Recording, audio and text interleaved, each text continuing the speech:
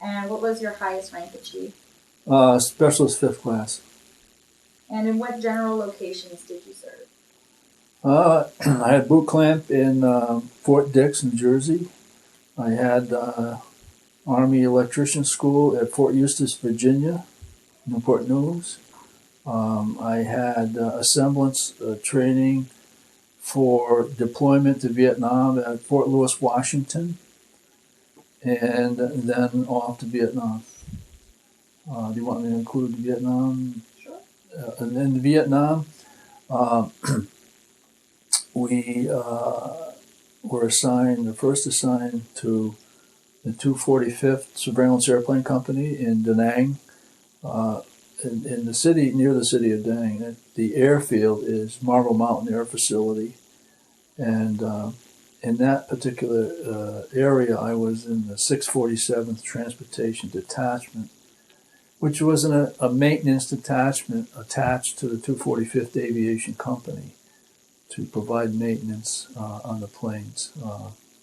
I was there basically for about 6 months, from October of 1967 to April of 1968.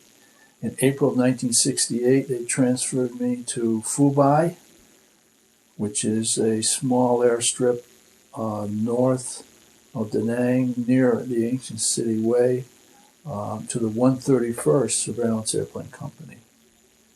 Upon my termination of duty in Vietnam, I arrived at 10th Aviation Group at Fort Benning, Georgia, to finish out my tour of duty with the Army up until April of 1969. From October of 1968 to April '69, I was assigned to 10th Aviation Group in Fort Benning, Georgia, Columbus. So, were you drafted or did you enlist? Well, originally I did get a draft notice, and I went and I took a physical, and then I knew it wasn't going to be long and I was going to be called.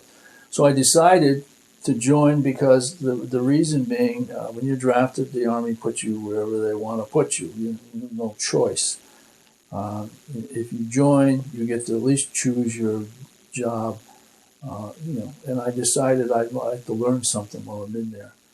So that's why I chose, and the recruiter pointed me in that direction. They obviously needed aircraft maintenance people in Vietnam, but I thought aircraft electrician, that sounds good. And so I decided to take the aptitude test. I passed the aptitude test, and so that I would go to the aircraft electrician school after boot camp. Where were you living at the time? I was living here in Ashford, Connecticut, right next to where I live right now, actually. And why did you pick the Army out of all of them? Well, I originally picked the Navy, and I went to the Navy recruiters to go in the Navy, and in the Navy there's a longer hitch. I think it was 4 years at the time. Yeah. And I said, well, I don't know if I want to go in for 4 years. So then I changed my mind. So I went to the Army recruiter and I said, can you get me out of the Navy? I'm signed up for the Navy. He said, oh, no problem. I'll get you out of the Navy. I said, I'll sign up for the Army for 3 years. So that's the reason why I just signed up with the Army. So tell me about your first couple days in service and how did it feel? With boot camp? Boot camp was the first few days I was in. I was assigned to Fort Dix, New Jersey, which I don't think is no longer a base. They getting ready to assign me to a barracks. I will never forget this. They assigned me to sleep in this barracks, and I went in the barracks to sleep there, and there was nobody in there but me. I'm saying, well, that's funny. How come there's nobody in here but me? So I asked, well, I don't know. So I went to sleep there, sleep for a few hours. And the guy comes in, wakes me up, says, "You got to get out of here." I said, "Whoa." He said, "This is a quarantine barracks for spinal meningitis. They put you in here by mistake." So, oh boy, and I joined this army. And so they took me out, and then of course I went through basic after that. But that was an unforgettable experience. And tell me about your experience other than at boot camp, like the type of training you did. Do you remember your instructors? Things like that. Boot camp, it's kind of like it's just a series of, hurry up and wait, and, this and that and the other. So, boot camp is pretty, pretty standard, I guess. I did contract bronchitis while I was in. I was in, of course, in April. It was cold in New Jersey there. And I had to go to the hospital. And they sent me to the infirmary. I was in the infirmary for a hospital about 4 or 5 days because I had bronchitis. And that worried me because if you're out of training so many days, you're what they call a retread. Then you got to go back all the way to day one and start all over again. And I did not want to do that. So luckily I got out of there in 4 or 5 days, went back to the unit and picked up where I left off. And I did not have to go through the whole thing again because I was sick, 4 or 5 days. And I graduated from basic in June, and I graduated in E2, so I was promoted one pay grade from E1, private E1 to private E2. However, that was the only piece of paper that could prove I was an E2. I had the orders and I lost them. I learned that. I never do that again. And I went to the next duty station when I went to aircraft electrician school. I said, "Oh, Horila, you're a private E1." And I said, "No, I'm a private E2. He said, "We don't have any paperwork on that." I said, "I think I got it." I couldn't find it. And so I was really set back a whole grade because I did not have that order that they gave me. It was apparently the only one floating around. There was nothing in my records that said I had been promoted. So that was another lesson I learned the hard way. Save any papers the Army gives you. So you after boot camp, you went to electrician school in Virginia? Yes. Can you tell me a little bit about that? The type of Sure. stuff that you learned there? Yeah. That school was one of the initial things they do when you get there is they herd you all in a room and they show you nowadays it would be a video. In those days it was a movie. And they show you a movie of all the jobs, that you wouldn't want, like hauling through, if you don't want to be an infantryman, well, if you want to be one, that's different, but you'd be hauling through the jungle with 125 pounds of stuff on your back, through the swamps and stuff. That's one job you can have. Or you can get a job as a cook, slopping food around, or you can get a job as a stevedore unloading ships. And that's if you wash out of electrician school. In other words, if you don't make it in electrician school, you're there to go to electrician school, right? If you flunk out, then the Army can put you anywhere they want to put you. You don't have any other choices. So what it does ingrain in your head, I better pass this course because I don't want to be being put somewhere else where I don't want to be. So that was a big awakening right off the bat. And at first, when I got there in June, end of June, my class didn't start till September. So in that 3-month period, what they call in the Army as a casual, meaning you don't have a job. You don't have a specific job. So the Army in their wisdom will find stuff for you to do. There's KP and there's cleaning up grass somewhere, mowing grass. You name it, they'll find stuff to do. And so since I had such a long time, 3 months for this, they came up the sergeants came up to 3 or 4 of us that were in the same, waiting for the same class, and said, "How would you like to be a fireman?" So, fireman, what's a fireman do? He said, "Well, these barracks are heated by coal stoves, and you need to have them running 24 hours a day. In order to have hot water, take showers and whatnot. So we need people to man these 24 hours a day." So they said, "Well, okay. Well, what's that entail?" Well, if you accept that, that's going to be your job for the next 3 months. You won't have to make no formations at 5 o'clock in the morning. When everybody else is going out, you could be sleeping. You won't have to perform any KP, kitchen police duty. You don't have to do any of that stuff. And you will be on so many days and off. 2 or 3, I think it was 3 days on and 1 day off or something like that. 7 days a week. And when you're off, you can do whatever you want. Go fishing, play pool, whatever. You can go fishing in the James River with the supply sergeant.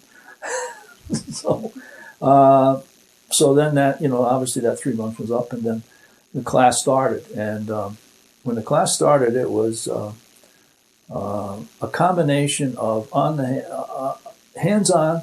They had some aircraft there, some old aircraft, where you would work on the aircraft, and then you'd go into class, and you do the classwork.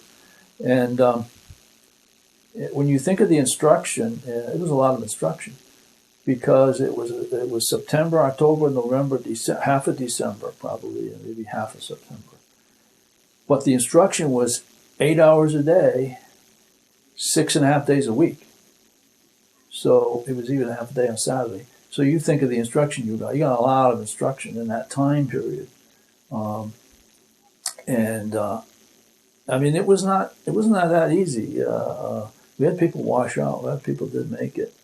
And after my service, I attended college, and I graduated from college with a marketing degree from Central Connecticut State University. And I will say that course, that electrician course in the Army, was as difficult as any of my college courses. It was not a slam dunk course, and the people that taught it were technical electronics people, technical type people who taught the course. So it was, intensive, I would say.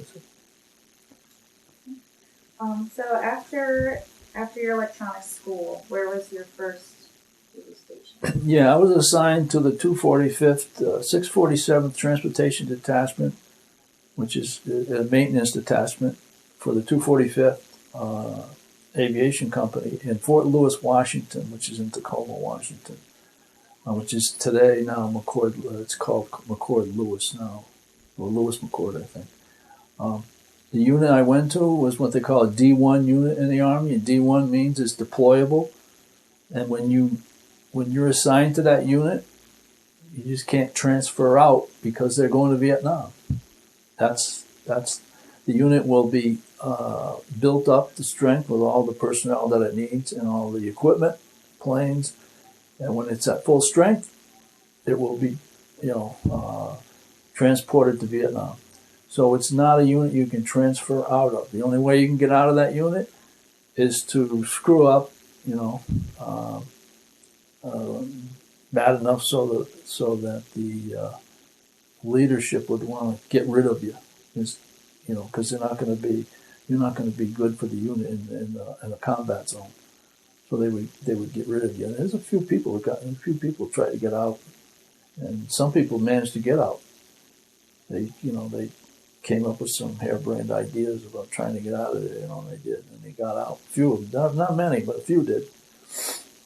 And so that phase was about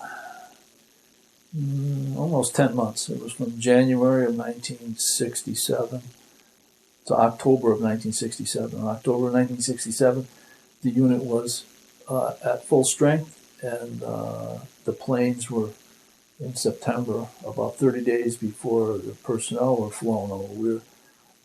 The planes were flown over on a ship. They were shipped over on a ship, and we were flown over by the Air Force C-141 Starlifter plane, which C-141 is, it's kind of like in those days, it's kind of like 707. And this is, you were flown over to Vietnam. Yes, we did have 30 days leave. They gave us 30-day leave before we embarked, and they said, make sure you come back, or we'll come after you. and then we embarked to Vietnam, and the last few days in the States, you could not leave the company. In other words, you couldn't go to town, you couldn't do anything, you couldn't go off base. You were confined to the company area, so to make sure that there's going to be no missing people when you board the plane.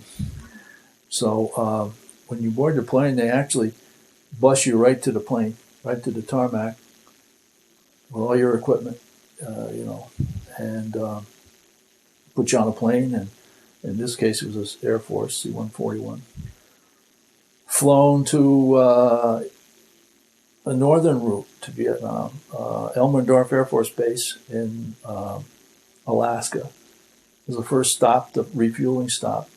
And then from there, they flew all the way to Yokota, Japan for a refueling stop again.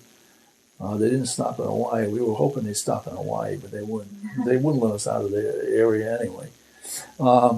And then when they refueled in Yokota Air Force Base in Japan, the next stop was Da Nang Air Base in Vietnam. And when they fly into Vietnam,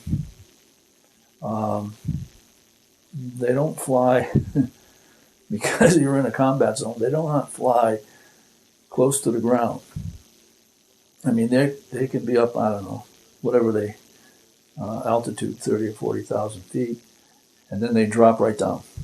They drop right down, and because they don't want to be fired at flying along the jungle. So, and then the day we landed, it was raining like to beat the band. It rained hard. I thought, wow, this monsoon is pretty heavy rain. And I said, we found out, I don't know, a day or two later, it's not a monsoon. This was a typhoon. There was a typhoon going on when we landed. So it was a typhoon. It was just like a hurricane. So that was my first,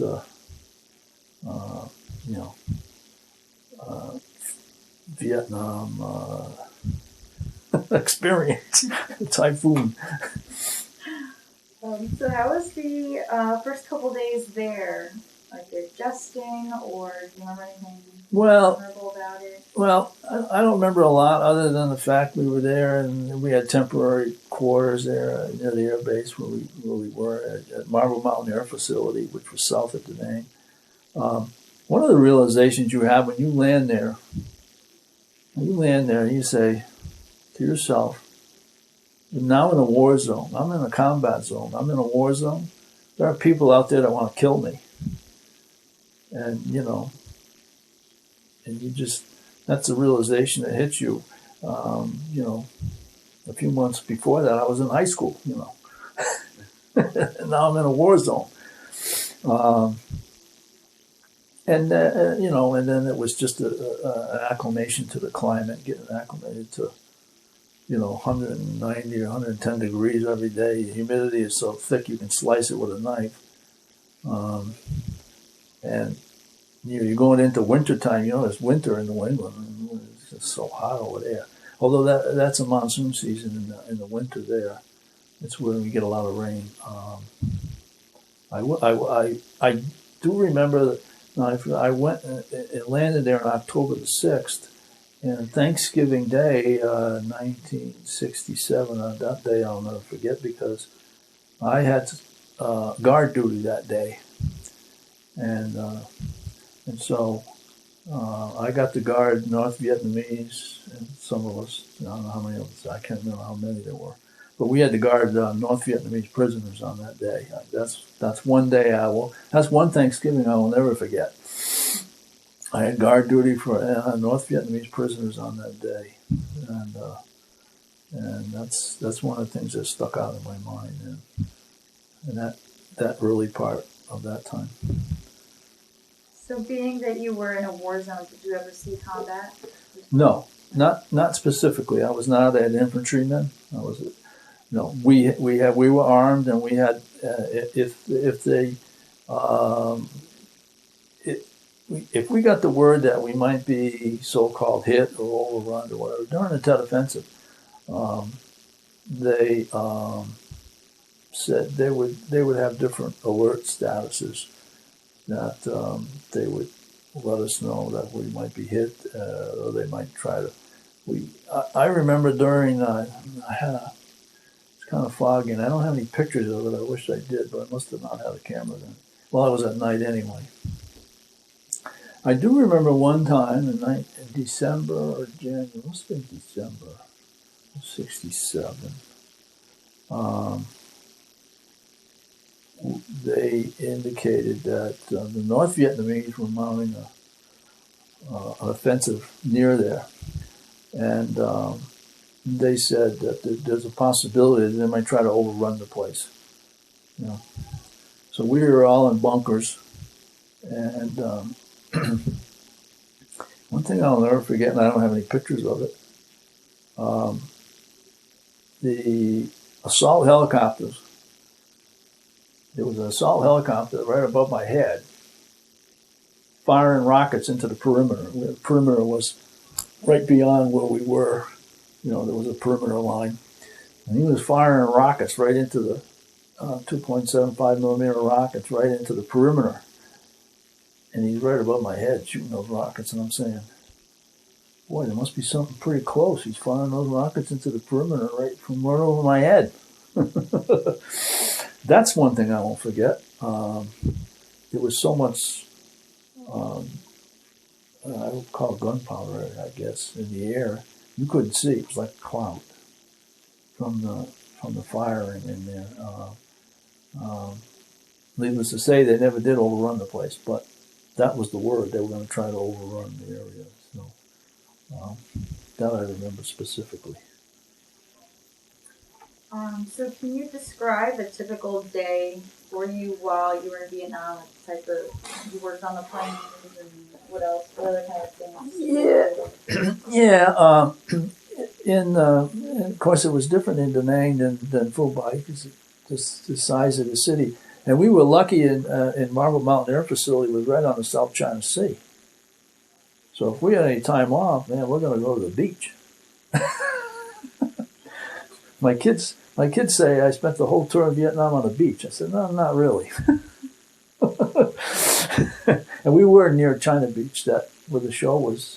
That China Beach TV show was filmed. We were not too far from there because we were stationed right along the beach. That's where our airstrip was. Well, a typical day was we would get up and go to the flight line and a work day and see what had to be fixed on the planes. If something had to be fixed, you had to fix it.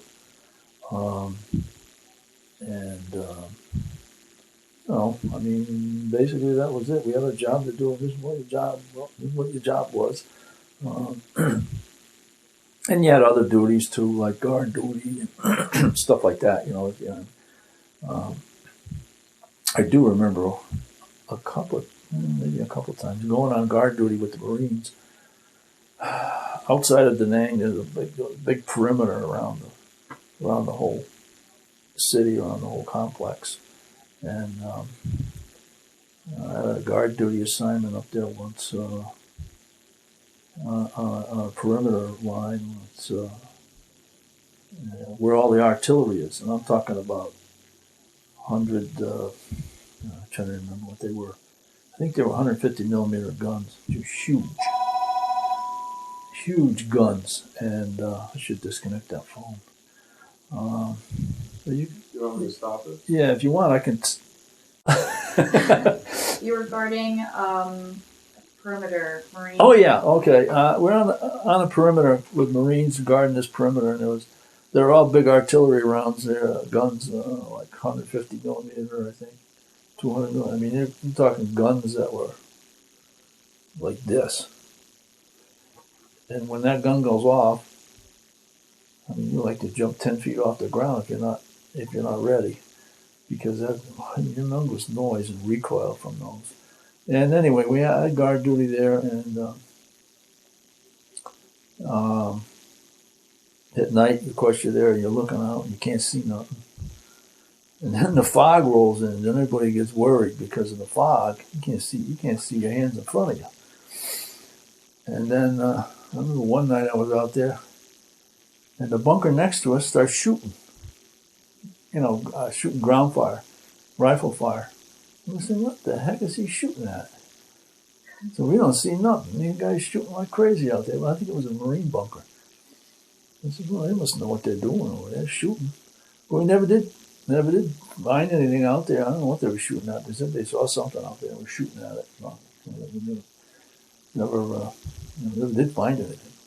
So that was an experience I remember. Other than that, in Da Nang, they had big, PX, Army PXs there, and they had all kinds of stereo stuff, cameras and stuff, and there was at least 2 or 3 big PXs where you could buy a lot of stuff. And so, every chance we had, we would go to PX to buy stuff if we could, buy cameras and stuff. And one of the first things I bought was a good camera when I was there, because if you have just a cheap old camera, we couldn't take pictures. I had taken one set of pictures with a cheap camera, and the pictures were all washed out because it's so bright. You got to be able to adjust for the light, and that didn't work. But let's see some of the other experiences in Da Nang. One of the other things I remember is I think it was Christmas, 1967. Bob Hope and Raquel Wells were there at the Marine. I think it was near the Marine base in Da Nang. There was a huge amphitheater that kind of placed on the side of a mountain. They chose a good spot because people were sitting all the way up the mountain. I mean, and there were literally thousands of guys there, Marines, Army, everything. And it was neat. It was pretty neat. That I remember we had to go there early just to get a seat halfway up the hill. I remember that specifically. Bob Hope show on Christmas of 1967. I don't know what else I can remember about Da Nang, other than the fact when the Tet Offensive started. I think the Tet Offensive started in January of 1968. It was mortars and rocket fire raining down on us. Mortars were not, I don't know, they weren't that scary, mortars, because unless they hit right next to you, they're probably not going to do much. If you're in a bunker, you'd be all right. But the 122 millimeter rockets, those are scary things. Those things are about 6 feet tall, and I don't have a picture of one. I remember seeing one when they captured one, but I don't know. I didn't take a picture of it for some reason. I didn't have the wherewithal to take a picture of it at the time. And the thing is about 6 feet tall. 122 millimeter rockets had a range of 7,000 yards. So from 7,000 yards, they could fire it and take off out of the area, book out of the area before. And once they hit, they knew that we'd be on them.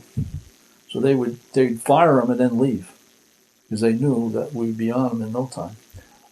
So they could fire them from a long way away. And you could, if you were in a bunker and a 122 millimeter rocket was coming in, the thing was you could hear the thing because it made a noise flying through the air. It was making like a swishing sound. And if you heard the swishing sound, that was good, because that meant it went over you. It wasn't coming in, it was already gone over your head. So you're all set. You ain't going to get hit by that one. And because they were tremendous. They hit our planes, and they hit barracks and they hit all kinds of buildings that we had, and I have pictures of those. And they just blew them all smithereens. And when they hit the ground, when they hit, the ground shakes. The ground actually shakes. So they have a tremendous amount of power.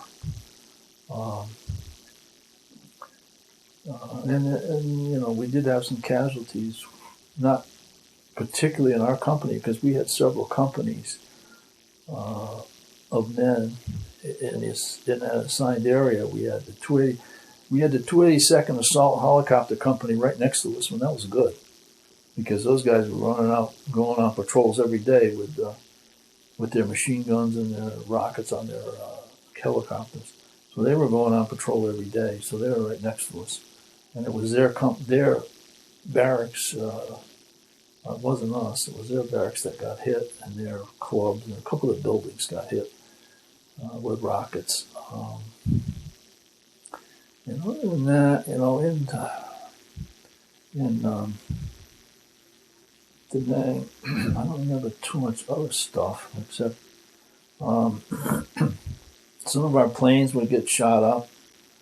They would come in with bullet holes in them and stuff like that. I do remember one coming in. I don't know. I can't remember if it was in Da Nang or Phu-Bai, but it may have been Da Nang. I don't know. It came in and an artillery round shot right through the lead edge of the wing. And it was whatever it was a big round. And it made a hole big enough so you can stick your head through the hole. So I think when we stuck our head through the hole, we took some pictures of it. I thought I had a picture of it, but I couldn't find it. And that was interesting. I mean, that guy, it just missed the main hydraulic line in the plane. If it would have hit the main hydraulic line, he would have went down. And he was able to fly the plane in with a big hole in the wing. I remember specifically.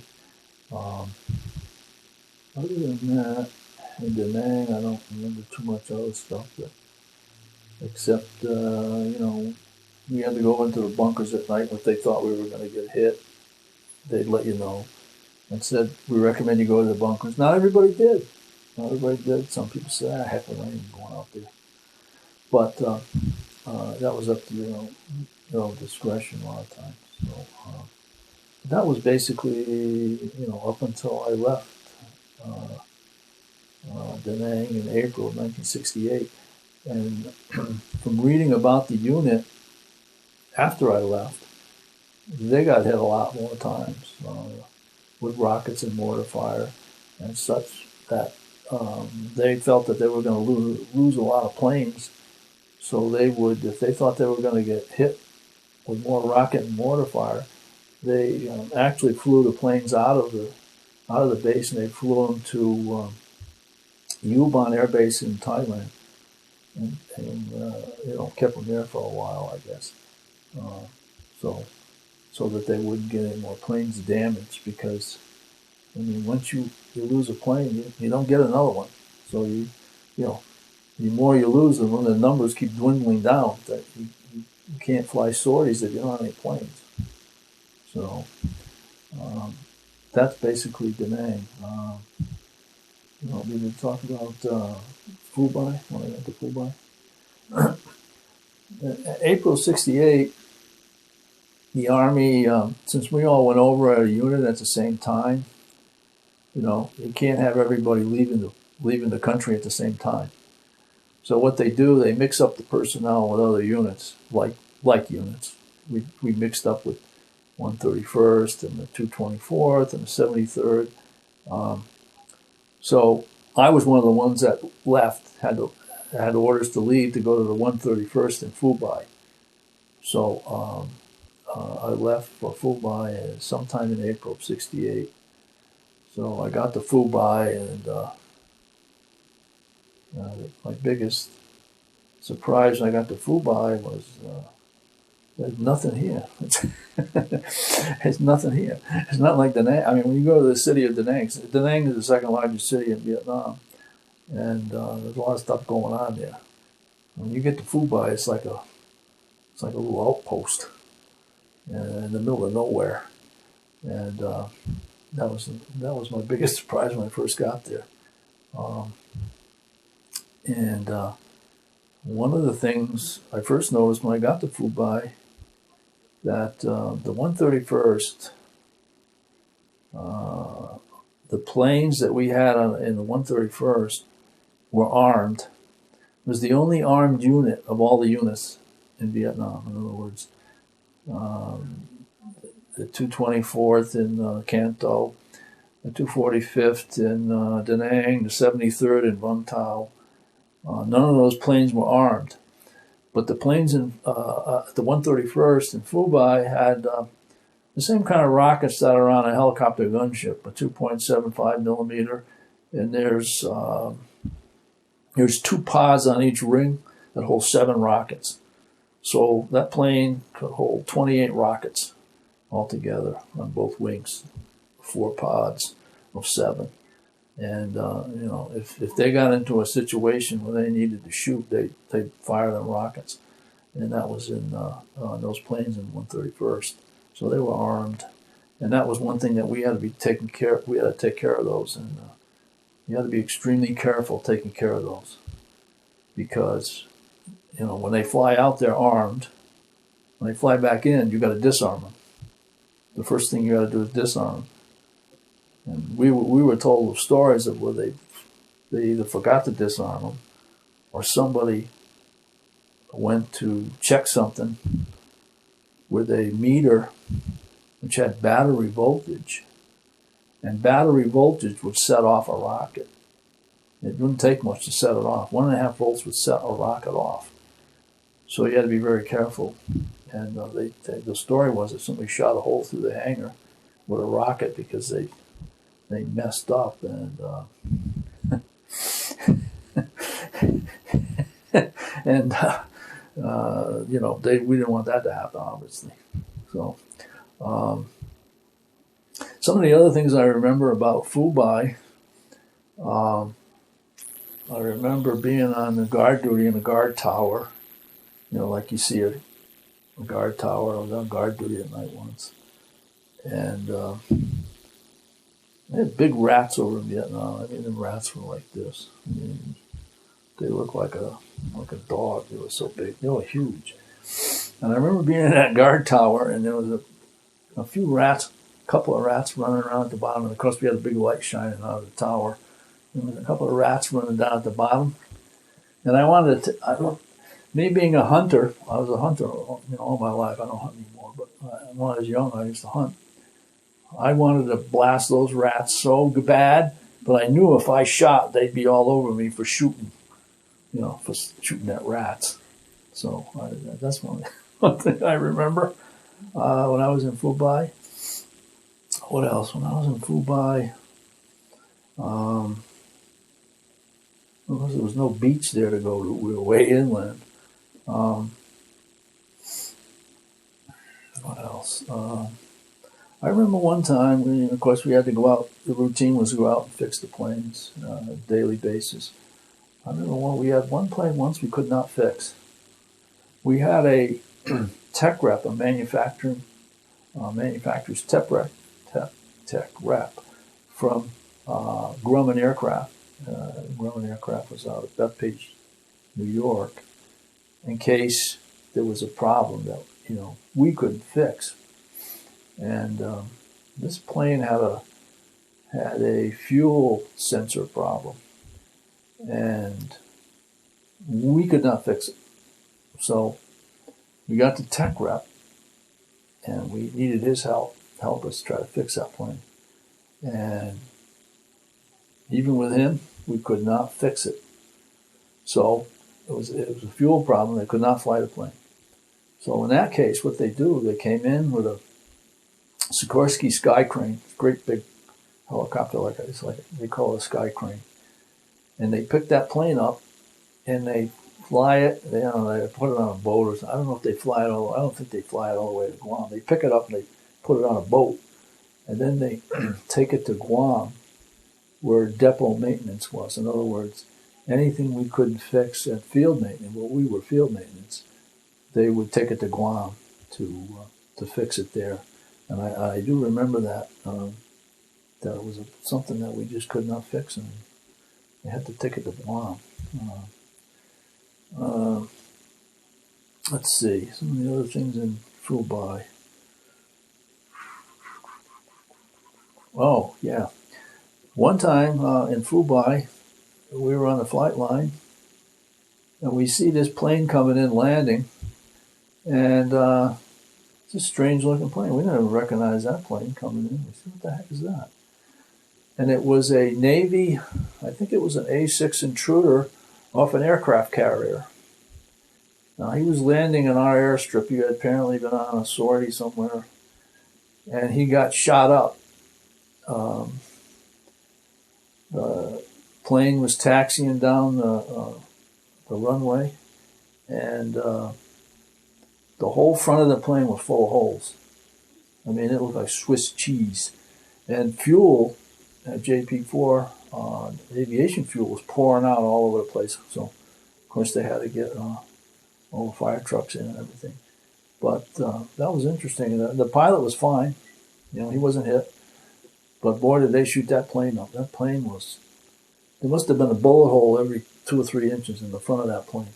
It's just a miracle that guy was able to fly. Well, he couldn't make it back to the carrier. And so this was the nearest airstrip. So he was able to fly it into our airstrip. I remember that. Unfortunately, I don't think I have any pictures of that either. I thought I did, but I don't. While I was there, I did go on R&R. Rest and recuperation. Recuperation. And that's a funny story because I left from Fubai to go to Cam Bay. Cam Bay is like a demarcation. It's like an import-export place for personnel, flying in and out of the country.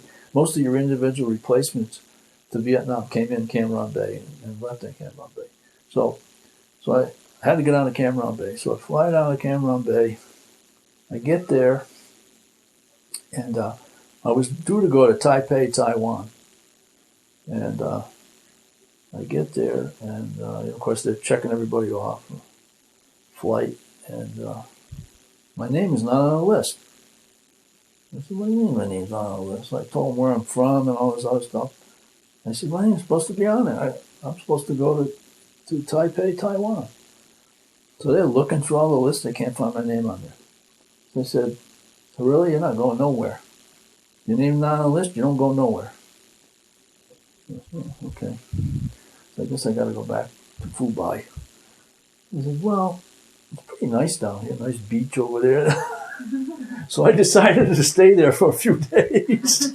I said, I ain't going to rush. Why should I rush back? So I stayed in Cam Bay for about, I don't know, probably 3 or 4 days. And then I said, well, I guess I better go back because they're going to be looking for me pretty soon if I don't get back there. So you have to get military hops, hop from here to there to there. So I hopped to Da Nang, and I finally got back to Fubai.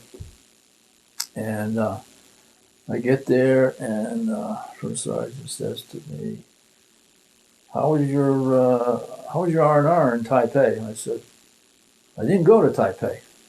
He said, "What do you mean you didn't go to Taipei?" I said, "My name wasn't on the list. I got to Cam Bay, and I said they didn't have me down, and they wouldn't let me go. So I said I got to put in for another one."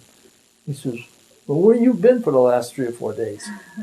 I said, "Well, I've been trying to get back here." I said, remember, I had to take military hops to get here. So they looked at me and didn't say nothing, shook their heads. I put in for another one, and then I finally did go to Taipei, and I was there in Taipei. I was there for 5 days, I think, R&R. And that was interesting, too. That was interesting. Came back.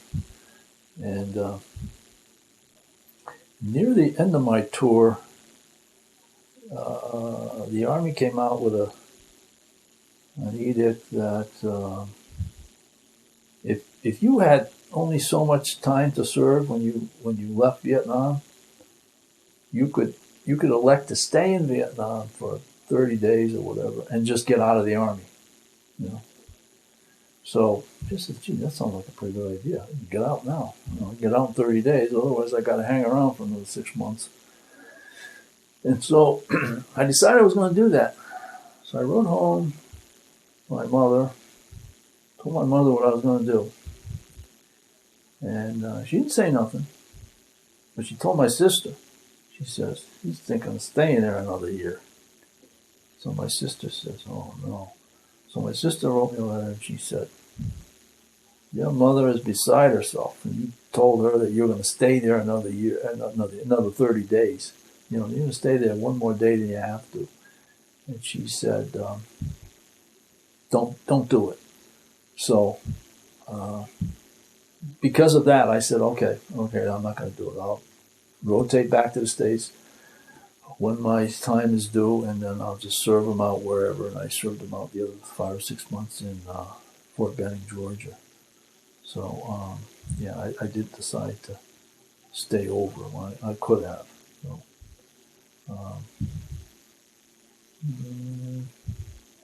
that's pretty much it. When I was in Fubai, though, I did get some chances to fly. I flew on a test flight, test out the plane that had been grounded for something. I wanted to go on a test flight just to go up in one of the planes, and I did. I did get a chance to fly back down to Da Nang to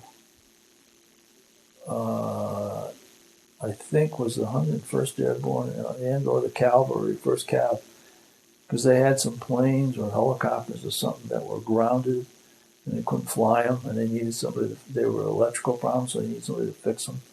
So, the Army says, Horila, grab your meter, grab your toolbox. We're flying you down to here to try to fix those planes. So I did do that while I was in Fubai. And they flew you down in we called it a taxi cab. They had like a 4-seater plane that they used to use for flying parts back and forth from wherever. And, I did fly down there. And then while we were flying, we see this Air Force jet, this F-4, dropping napalm.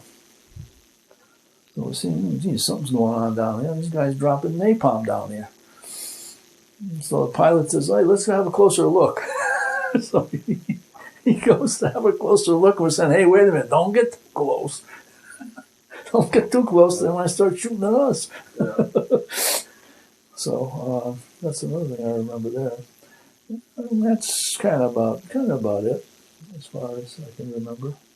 Were you awarded any medals or citations during your service? No, not that I would, not like Purple Hearts or Bronze Stars or anything like that. No. Trying to remember. I mean, the stuff I got was, to me, it's like standard stuff. So. Did you sustain any injuries? No. And so how did you stay in touch with your family?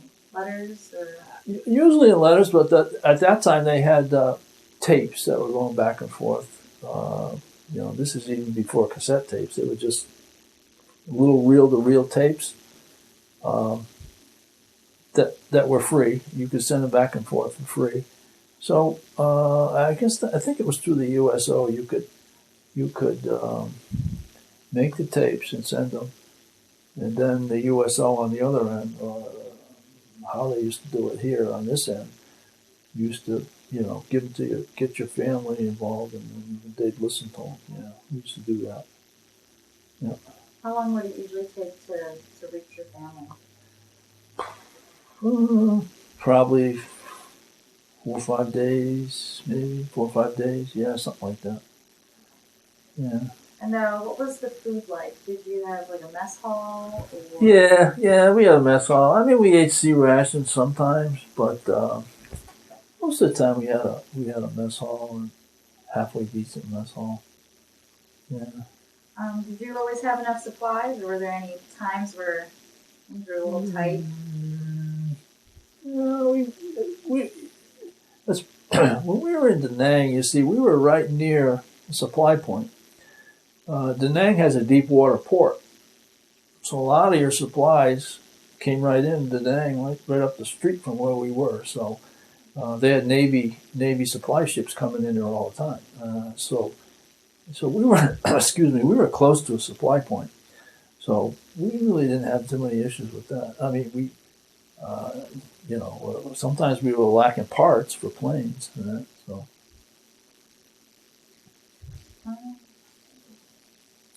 So did you feel any pressure or stress while you were there? And if you did, how did you handle it or get through it? well, I think when you're younger, you can handle stress a lot better. I can handle stress a lot better than I can now. but it depends on the situation. I mean, your stress level goes up when you see helicopter gunships firing rockets out at the perimeter when they're right over your head. So, my stress level's going up now. Those suckers out there want to kill us. So you always realize you're in a war zone. There are people out there that want to kill you. And that's a big realization as soon as you set foot down the ground. It's happening. And at the time, because of Viet Cong, you can't tell Viet Cong from Adam. People look alike, but they say that. And there was zappers too. A zapper. One of the things that we were supposed to be looking out for is zappers. Zappers would be like somebody, like a Vietnamese, walking around near your, and they'd be near your aircraft or something. They'd try to get near your aircraft with a satchel bomb.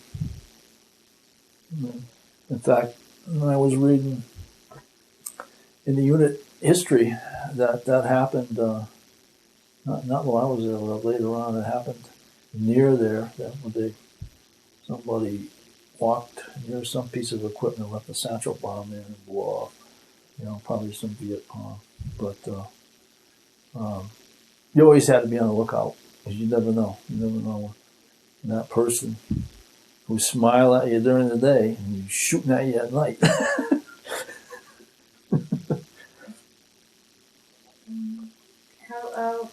What did you and your unit do for entertainment? How did you entertain yourselves in the downtime? Well, the Army had, they had, what we call singing. I might have some of them on tape, on pictures. Like singing groups. And they were usually Oriental, but that may not have always been. There were probably some Vietnamese, maybe some other Orientals, like Koreans or something, because there was Korean people. There was Korean troops in Vietnam. There was Korean Marines, and they were the most feared. They were the most feared troops in Vietnam. It was the Korean Marines, called ROCs, because they didn't fool around. I mean, we had all kinds of. The United States had all kinds of. Things, rules of engagement and all that other stuff. Even though, some bad things happened, like My Lai massacre and stuff like that. But it was always said that if you were near a Korean Marine base, you were safe as anything. And that was because if anything happened, those Korean Marines called ROCs, they would go out and get those people. And they'd string them up, and they'd throw them on top of the concertina wire outside the base and let them rot there. So anybody in the area walking around seeing that said, "They better not mess with them guys." What did you think of your fellow servicemen and officers? Oh, they were pretty good guys. I mean, we used to play, we played volleyball and all that kind of stuff together sometimes. I don't remember playing baseball or anything, but I remember we played volleyball and stuff like that. And we were, since we were together, when I was in the 245th, we were together quite a long time because that unit started in January 1967 and didn't leave for Vietnam till October 1967. And then we were in Vietnam a period of time. So we were together quite a long time when you think about it. It wasn't like You know, you didn't know this guy from Adam, like an individual replacement. You go somewhere, you don't know anybody from nothing. But we all were together for quite a while. You know, so we used to do stuff like that. We'd go to the beach. If we had time off, we'd go to the beach because we were right there on the South China Sea. Why not? Why not go to the beach if you got some time off? And that water was nice and warm. Oh, that water. I've never been in an ocean that warm because Connecticut's cold as far as I'm concerned. But South China Sea, warm. You gotta watch out for sea snakes, though. There's sea snakes there. The sea snakes, poison, deadly poison. We saw some of them on the beach, but we never had the encounter with them. But they were there. So that's what we did for entertainment. Sometimes we did go to quote China Beach, which was a USO beach up the coast a bit outside of Da Nang. We did go there. We went there a few times. We didn't really need to go there because we had one right across the street from us. So right across the base airstrip. So we didn't go there that much. But we did go there once in a while. The USO had some stuff there. We'd go up there, but that's exactly where they made that TV show from, China Beach, outside of Da Nang.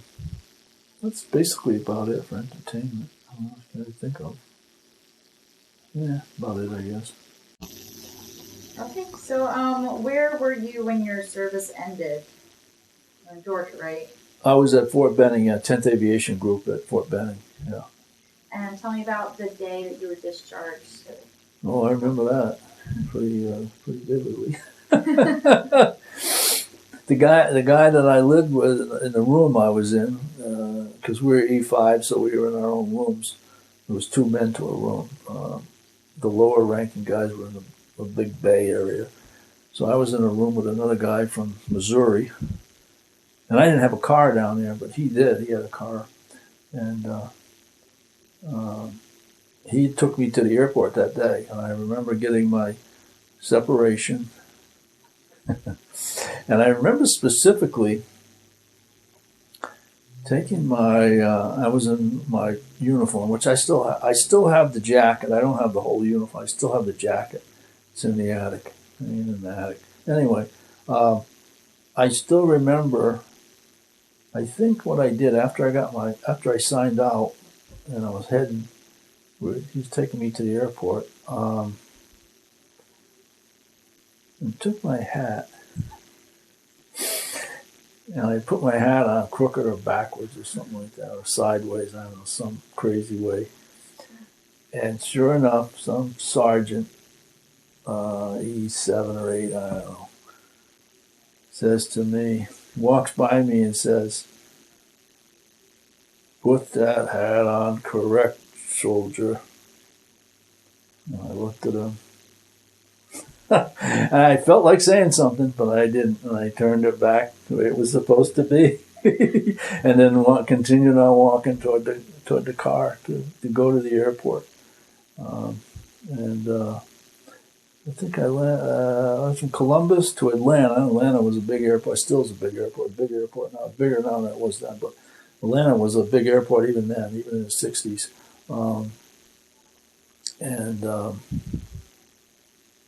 You know, I think if I met somebody at the airport that I knew, nah, I probably had maybe somebody there I knew bought me a drink or two, I think. I was getting out of the Army that day. And then, of course, I got to Bradley. Yeah, Atlanta to Bradley and home. Yep. And then it came pick me up at the airport.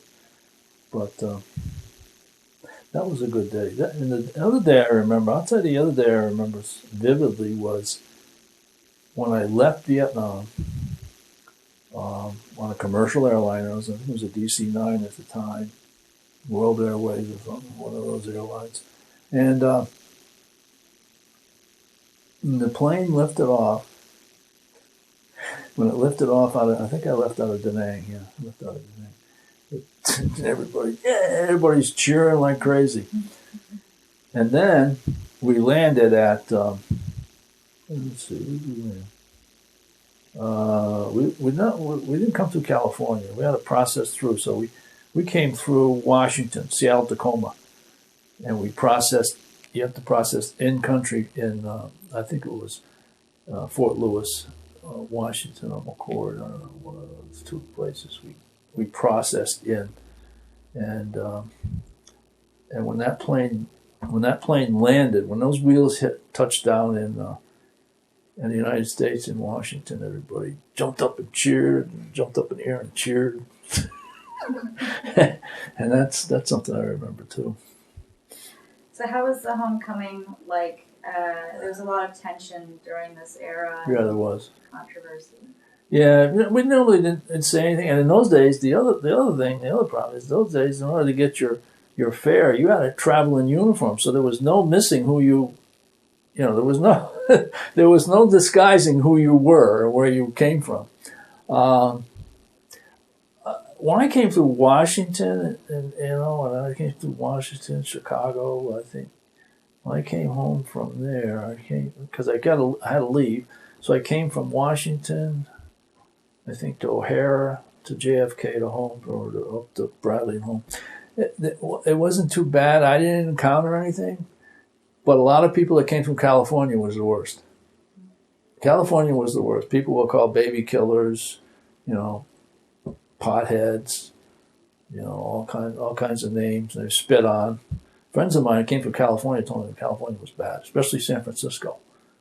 But I didn't encounter any of that personally. But the other thing, you went for a job, you didn't even put it down that you were in Vietnam. You didn't put it down, because if you did, the word was, if you did, somebody would say, oh, you're one of those potheads. So, it was so unpopular that you didn't even want to mention it. And, and that was it. There was obviously no parades. And there was no welcome home, except from your family. So speaking of which, your first couple days back home, you got to see your family and friends, and Yep. How did that go? Well, pretty good. Of course, a lot of my friends were in the service. I have a whole bunch of them that I went to school with all in the service. One was two close friends of mine were both helicopter gunship pilots. I had a 30-day leave. Yeah, a 30-day leave coming home from there.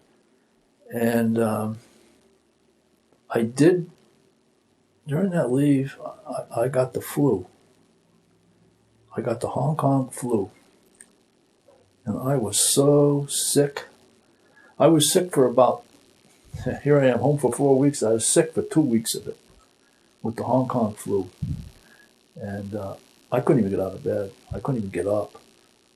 And, in those days, I was a youngster. I was only like 21 years old, But that Hong Kong flu was the worst time I was ever so sick in my life. I mean, that's why I get a flu shot now. I don't ever want to get the flu, because that almost killed me then. I don't know what it would do to me now.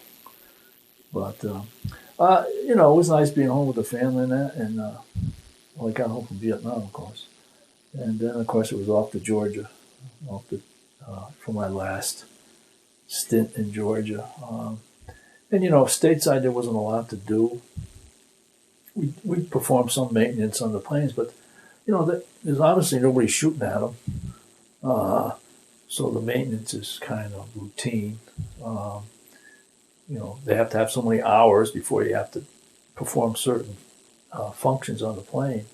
So, there wasn't a whole lot to do. There was a lot of, make work projects for you. That's what I didn't like. That's the part of the Army I did not like. I remember one time they had me pulling targets in Georgia.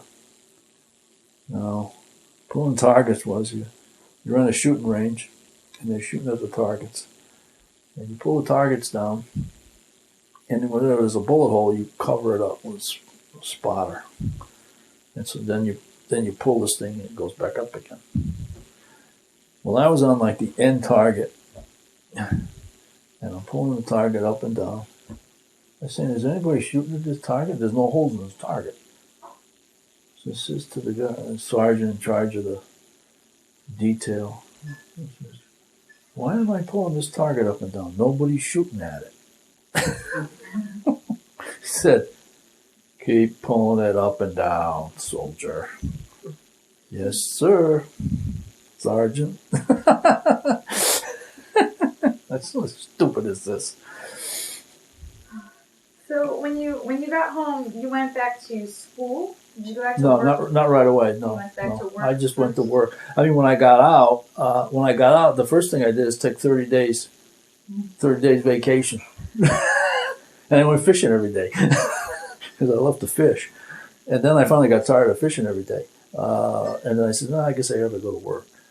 So I had no intention at right off to go to college, but I went to work at Hamilton Standard. I was working on. I'm actually working on aircraft fuel controls there for the F-111. So I worked there for a while. And I said, it's kind of monotonous.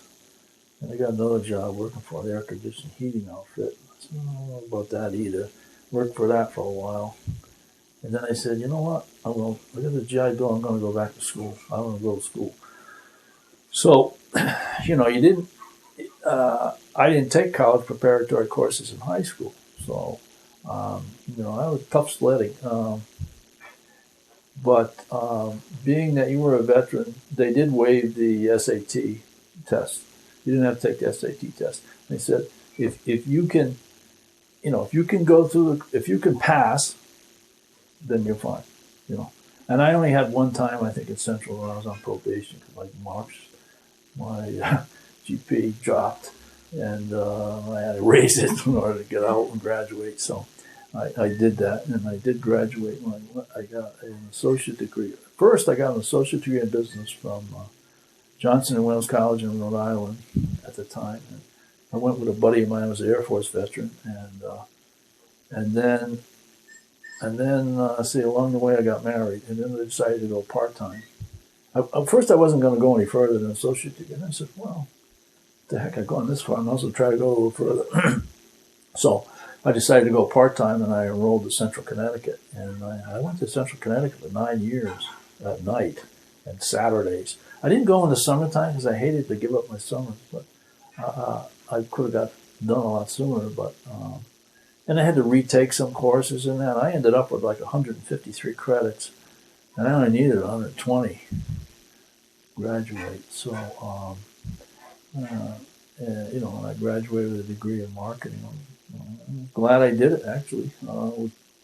GI Bill paid for most of it, and then near the end, the company I worked for, since the state of Connecticut had a 50% tuition waiver for Vietnam era veterans, you only had to pay 50% tuition. Now, the company I worked for was a large company, Fortune 500, and they paid. Their reimbursement was 2/3 for undergraduate and 100% for graduate. So 2/3. So you think about it, I had first 50% tuition waiver, and then the company picks in 2/3 of that 50%. So I was left with very little to pay, and I paid, of course, paid it out of pocket. I never had to borrow any money, so it was a good thing. So you made some close friendships in the service? Yeah, yes, I did. Yeah. Have you stayed in touch with any? No, I've tried. I went online when I went on that site there for the planes, the OV1 Mohawk site. I did see some postings, but they were old. The postings were like from 2002, and I remember the guy and his son posted their email addresses on there, and said, "Hey, anybody out there, blah blah blah." I said, So I says, "Well, let me give it a shot." And nope, they came back to me. So they had obviously since then changed their email addresses. So I tried Googling them, but that didn't come up either. I tried Googling them, so I don't know if I'm ever going to be able to get in contact with any of them again. I don't know. Maybe if there's some registry site, I guess you could. I'm not familiar with it right now. So did you have, in that case, you didn't have any reunions with anyone that you said? No, I didn't see any. I didn't see any on the site there, on the site history, that there were any reunions. Because these are small outfits, you got to remember, only a couple hundred people in them. You know, it's not like you're in the 101st Airborne or you're in the 1st Cavalry or something like that. I mean, when I went to the Vietnam Veterans Celebration that you put on a few years ago over at the air hangar at Bradley Field, I did attend that. And most of the people I saw were either in the Marines, the Air Force, or the big units in the Army, 101st Airborne, 1st Cavalry. They're in the big units where there was literally hundreds, probably thousands, tens of thousands of people in those units. And for us, just a few units that we were in, it was only a few hundred people. One good thing, I did meet two guys at that celebration from the 282nd Assault Helicopter Outfit, which was right next to us on the tarmac at Marble Mountain Air Facility. Because they saw the shirt I had. I had a shirt with a big OV1 Mohawk on it, and it said First Aviation, blah, blah, blah.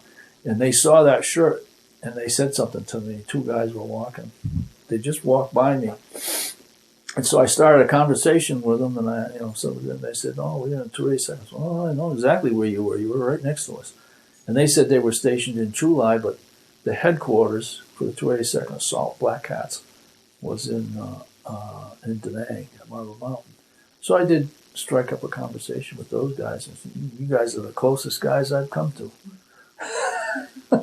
Except for one of my neighbors. That's right, too. One of my neighbors was in the Marines. And he was stationed in the Marines in Da Nang, and I found him in Da Nang when I was there. When I got there, I found him in the USO book. He signed into the USO book at China Beach. And I see his name there and his address. He used to live right down the street from me. And so I wrote him a letter, and he came over to visit me. He drove in one day, and he was ready to leave, though. I seen him for about a month or so, maybe a few weeks, and then he left. He left to come back to the States. And that's one guy I ran into in the neighborhood. That's amazing. And then another kid I went to high school with at E.O. Smith and Storrs. One time I was in Fubai, and I jumped on the back of a Jeep to get a ride, a 3/4 ton. And I sat down, and you're sitting across from one another on one of these, you're sitting on the side. And I'm sitting across from you. And I'm looking at this guy. I'm saying, I recognize this guy. I'm looking at him. He's looking at me. I'm saying, but I could have, I was in the Army almost 3 years. Then I could have saw him anywhere. So then my curiosity got to me, and I said, "You look familiar." I said, "Where are you from?" And he says, "Mansfield, Connecticut." And I go, "Oh, I'm thinking back, Mansfield, Connecticut." So then he tells me, he tells me his name, and he graduated in 1964. And I said, "Holy cow, yeah, I remember you now. No wonder I recognize you." And I remember him. I didn't know him that well, but I knew him. I recognized him, And that was something. Here's a guy from Mansfield, Connecticut. Here we are, 22,000 miles away. I meet in the middle of Vietnam someplace. So. So you said you got a degree in marketing. Yes. Did you do anything with that degree career-wise? No, unfortunately, I didn't. I never really worked in it because I went to work I worked at Terry Steam Turbine at first as a buyer. I was working there while I was going to school. And then I left there after about 7 years and went to Phelps Dodge Company in Norwich. There was a small plant there. But it was a big mining company. They had mines all over the place and all over the world. But we had a manufacturing plant. They built a manufacturing plant in Norwich. And I went there at the beginning. The plant hadn't started up yet. They were hiring people to fill the plant to start it up. And I went to work there. And, of course, I was still going to school. But and then I went there to become a purchasing agent. And for most of my years there, I was a purchasing agent, purchasing manager. I used to buy everything for the plant, services and goods and stuff like that. You name it, I bought it. And then near the end, I did a lot of contract. I didn't do so much contract work in the beginning, but near the end, I was writing more contracts than anything. Contracts. I was more or less a contracts administrator than a purchasing. I was issuing more contracts than purchase orders. So, and that's what I spent basically my 30-year tenure at that company doing. So it was a good company, good benefits. So I stayed, you know. So how did your military experience influence your thinking about war or the military in general? Well, I have the utmost respect for all the military. And I'm talking, I have the utmost respect for combat veterans, you know, put their lives on the line and you know, save people and all that. I have the highest respect for those people. As far as the war is concerned, um, you know, once I went over there and came back, I seen the futileness of that, trying to win that war. There's no way you could win that war. As a matter of fact, I think if John F. Kennedy would have lived and been elected president, I don't think we ever would have been in Vietnam to start with, because he made a statement.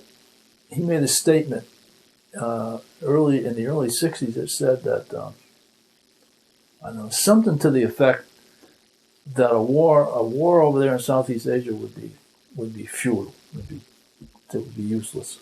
He made some statement like that. I don't remember the exact words. I remember hearing something about it. And I said, he's right. He was absolutely right.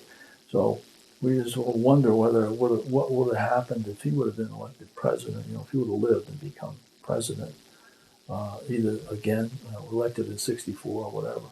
But you know, when you way you looked at it, it's just there's just no way you can win a war like that. Even nowadays, you can't change people's minds with the point of a gun. At the point of a gun, you just can't. If their minds aren't changed, you know, just because you say, you know, we won the war. If the enemy doesn't think so, you didn't win. You didn't win. So, I mean, there's a lot of things. Even today, I don't know how we can win any of these wars anymore. I mean, people are willing to blow themselves up. How do you defend yourself against that? Anywhere they're going to walk on the street and blow themselves up? I don't see how you can win that, because it all starts up here, and unless you can change that mindset, they're going to want to do what they're going to do, and they don't think like we do. You know, just like, I don't know, I've heard people, Christian men that came from Egypt, and they say, you know, we don't understand how they think, how those people think, and that's part of the problem. So did you, after you got out, did you join any veteran organizations? No, not really, because, and that was a common thing back then.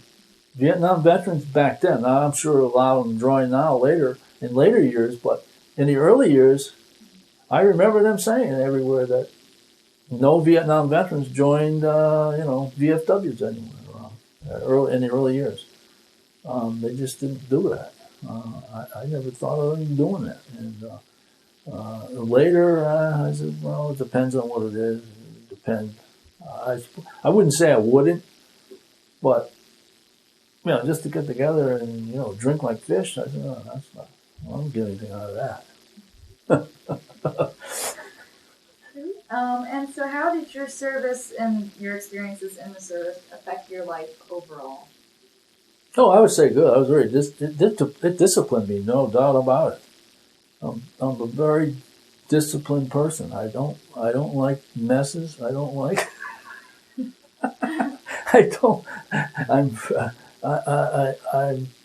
probably as you know, with my clothes and everything. Before I went to service, I used to throw everything all over the place, you know, things hanging on the floor. And now I'm very methodical with even my clothes. The discipline, that stuck with me the whole life. I'm a disciplinarian. I was disciplinarian to my kids too, much to their chagrin, but they're probably better for it now that they're all adults grown up and that made it through childhood in my house under my rule. But Yeah, and I'll tell you one thing. I'll tell you the electrician, the technical training that I got, I've used all my life. I got electrical stuff out in the garage now, meters and stuff. If I got a problem in the house, I usually diagnose it myself. I troubleshoot the systems myself. I replace switches and that, take stuff apart, put it back together again. I'm not electronically that much. My kids on computers are better than I am, but for basic electricity and different things like that, I fix things all the time. Fixing stuff on cars, that electrical problems and that, because of the troubleshooting experience that I learned working on aircraft. I mean, when you're working on aircraft, you're working on. To give you an idea, an aircraft, a maintenance book that I had, electrical maintenance book on an aircraft was about that thick, and it had the pages. If you were following a wire from the cockpit to the tail, or from the tail to the front, or whatever, you had a schematic. You know what a schematic is, right? You had a schematic like this long, and you had to follow it through, turn the page over, follow it all the way through, and then get to here. Well, let's see. Am I got to the nose of the plane yet? No, not yet. Keep going. Turn it over. Here I am, right here. There's the problem right here. This relay is not working, or whatever. So that's been that was an experience. That training has followed me all my life. And technically, I'm pretty good technically.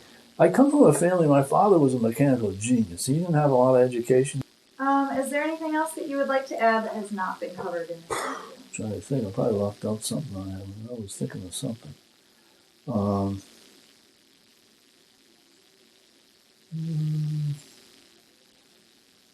I don't think so.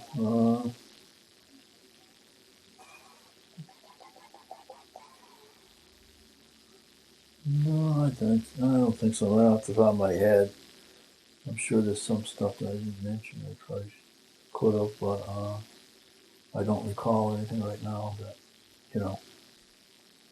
that I can think of off the top of my head. All right, Al. Well, thank you for your time, for You're sharing welcome. your stories with us, and thank you for your service. Thank you. You're welcome.